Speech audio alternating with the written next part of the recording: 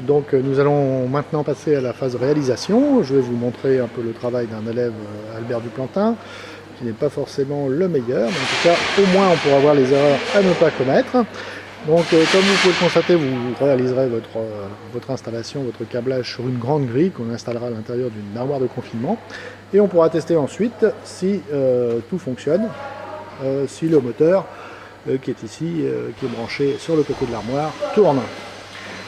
Donc on va s'approcher. Déjà ce qu'on peut voir de prime abord, même sans rentrer dans les détails, on peut voir que la finition a l'air assez médiocre.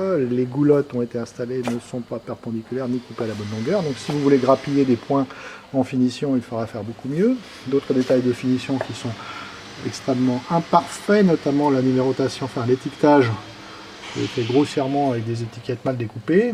Ici on voit que les portes fusibles F10 et F11 ne sont pas indiquées, ni même le contacteur KM1, ni même le relais thermique F1.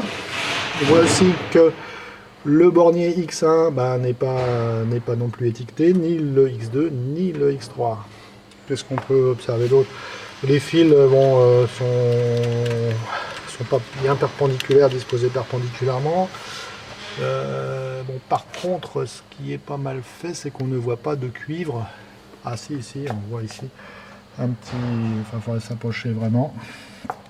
On voit ici un petit morceau de fil de cuivre qui dépasse, donc l'armoire n'est plus IP2X. Donc ça, il faudra y faire très attention. Les torons qui vont vers la platine contre-bouton sont très mal faits. Ils ont été coupés à les fils ont été coupés à des longueurs différentes, sont mal regroupés par des colliers. Donc tout ça est assez médiocre. Monsieur Duplantin, vous avez de la chance d'être un élève virtuel, sinon vous seriez gratifié d'une mauvaise note de finition. Et donc, vous trouverez donc dans le dossier qui correspond à ce TP des exemples de finition correcte. Donc vous aurez des photos de ce qu'il faut faire. Alors on va jeter quand même un rapide coup d'œil sur le fonctionnement de cette armoire. On constate que ici l'alimentation des 3 phases, plus le neutre, plus le fil de terre arrive par en haut. La première chose qu'on va faire, c'est les relier ici par les connecteurs spéciaux aux bornes 1, 3, 5 du sectionneur, ainsi que le fil de neutre sur le module de neutre. Le fil de terre, lui, va aller à plusieurs endroits. Il va aller donc d'abord sur l'emplacement réservé sur le transformateur, et ensuite devra aussi être connecté à la grille. Alors ici, on voit qu'il l'a réalisé comme ça. Il a connecté le fil de terre sur un bornier spécial qui est en contact avec le support métallique. Par conséquent, toute la grille est en contact électrique avec la terre.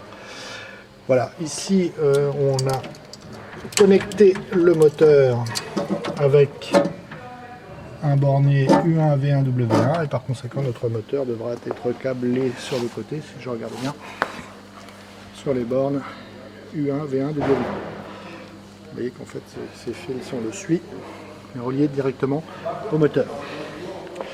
Maintenant, pour fixer les idées, pour voir un peu comment ça se câble, j'ai fait un petit tirage du plan, et on va par exemple câbler 3 fils. Je vais vous expliquer comment câbler 3 fils. On va câbler par exemple le fil 21 qui relie la borne 2 de F10 à la borne 230 volts de T1. Donc F10, donc si c'était étiqueté ce serait plus simple, c'est celui-ci. Donc la borne 2 c'est celle-ci. Un fil noir, c'est normal. Alors, le fil noir doit disparaître, circuler dans la goulotte et ensuite relier le 230 volts du transformateur. Voilà. Ensuite, on va faire un autre exemple, juste pour fixer les idées. On va choisir par exemple le fil qui est ici, le fil 106 qui relie la borne 96 de F1 au bornier, à l'emplacement 1 du bornier X3. Donc la borne 96 du relais thermique est ici. C'est un fil rouge, c'est normal, c'est un fil de phase, il disparaît dans la goulotte et ensuite rejoint le bornier 3 à l'emplacement 1. Donc ici. On va faire un autre, par exemple, Donc alors, tous les composants qui sont entourés de gris, en fait, sont des composants qui sont disposés sur la platine porte-bouton. Ça peut être donc soit un voyant, soit un commutateur, soit par exemple ici un bouton tournant. Donc on va prendre le borne 13 du bouton tournant et relier au bornier X3 et aussi à l'emplacement 1. Mais cette fois-ci, pas en dessous du bornier. En effet, tous les fils qui proviendront de ce pupitre, donc sont situés à l'extérieur finalement de l'armoire électrique, arriveront par en bas.